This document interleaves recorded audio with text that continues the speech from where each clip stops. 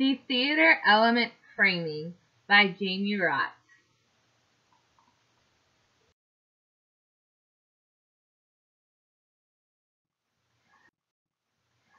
Before we get started, I wanted to introduce myself so I'm not just a voice that you hear throughout the slides.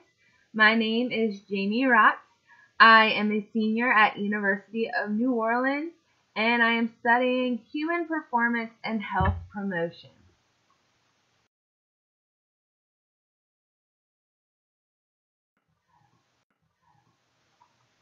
So the theater element that I saw most in the live play that I saw, was Framing by Jeffrey Jones.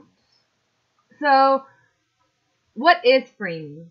Framing is the peculiar illusion of theoretical reality depends entirely on establishing a boundary between activities that constitute the dramatic event and all other activities perceptible to an audience.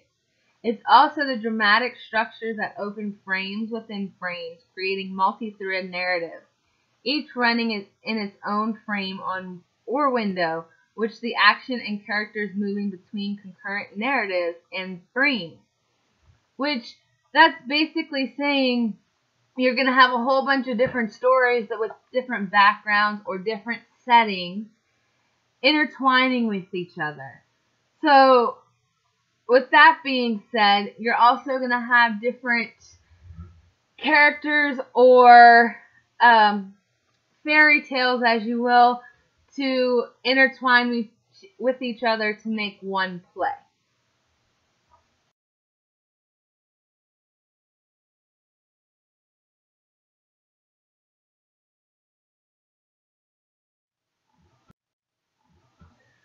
The play that I went to see on stage is called Into the Woods Jr. It was at Rivertown Theaters for the Performing Arts in Kenner, Louisiana. It was offered from Friday, April 1st to Sunday, April 10th, 2016. It was on Friday and Saturdays at 7:30 and Sundays at 2 p.m. I went on Sunday, April 10th, 2016 at 2 p.m. The actors were young actors from Rivertown Theaters.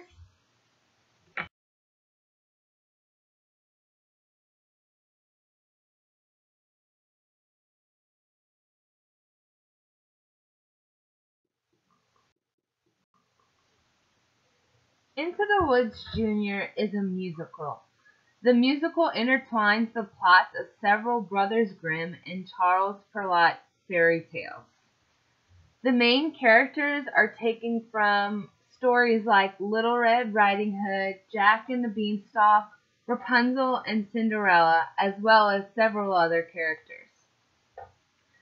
This musical is tied together by an original story involving a childless baker and his wife, and their quest to begin a family. They are cursed by a witch, and in order to get the curse off, they have to get a certain amount of ingredients that she wants to make a potion for her.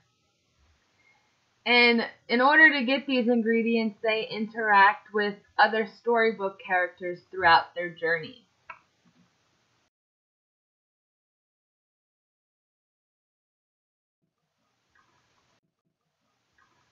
So now we're going to see how Framing and the Into the Woods Jr. are related.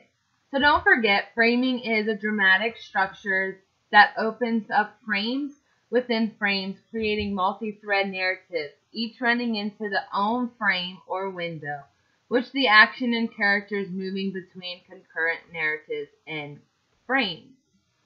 So with that being said, in Into the Woods, all of the different characters are from different fairy tales, but they each have their own stories. Each of the stories are interacted with each other throughout.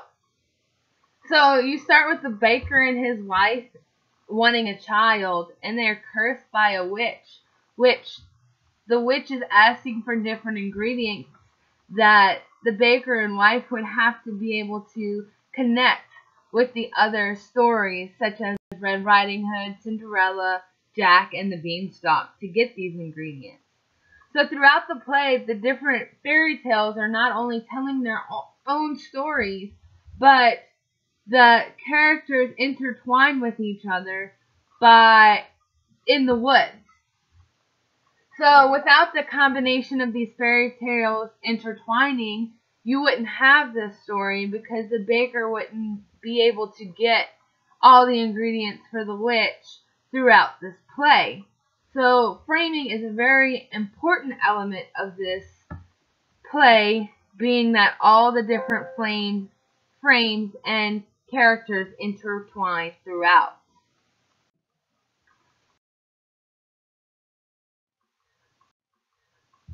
So another meaning of framing would be the illusion of actual reality, establishing a boundary between activities that constitute the dramatic event and all other activities perceptible to an audience.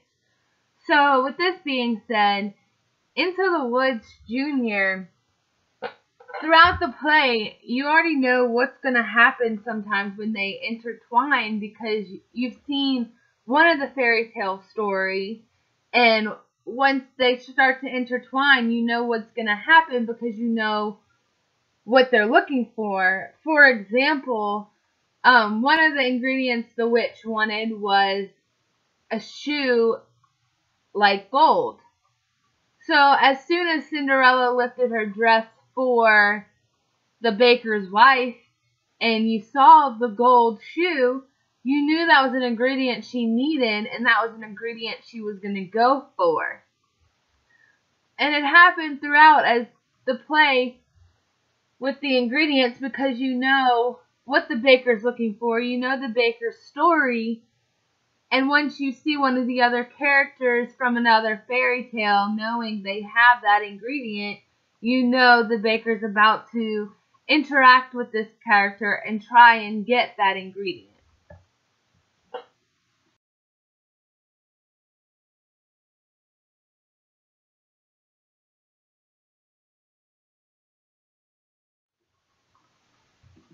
So now that we kind of understand what framing is, and I kind of gave you a little bit of background about the play Into the Woods Jr., now it's time to try and figure out the difference of framing on the page to the stage.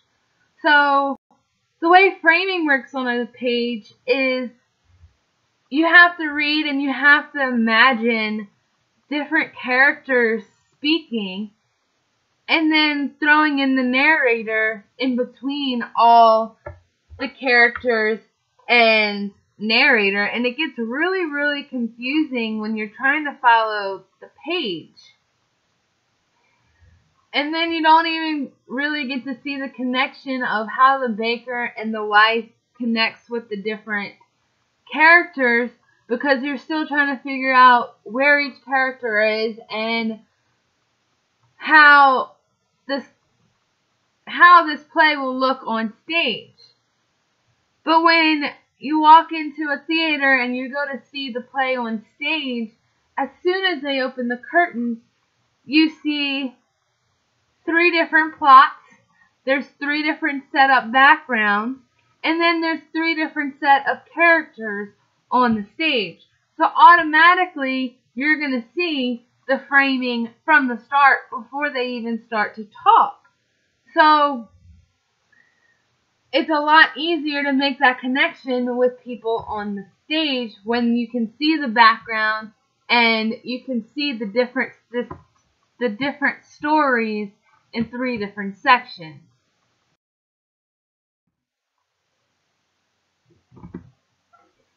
So now that we've gone over framing and a little bit of the background of Into the Woods Jr., I wanted to give my point of view and my thoughts of this whole thing.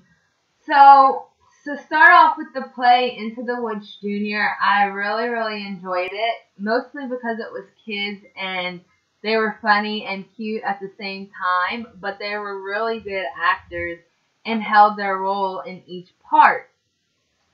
And I mostly saw framing throughout this whole play, and with that being said, I don't think reading this play on the page would be very effective for me, being that there's so many stories that are intertwining with each other, and it'd be a whole bunch of jumping around, and on the page would be a lot more confusing, trying to figure out which character is which, where they're coming from, how these stories are connecting, just because there's so many different backgrounds and stories and all intertwining with one. So I think watching this play on the stage would be a lot better than actually reading on the page.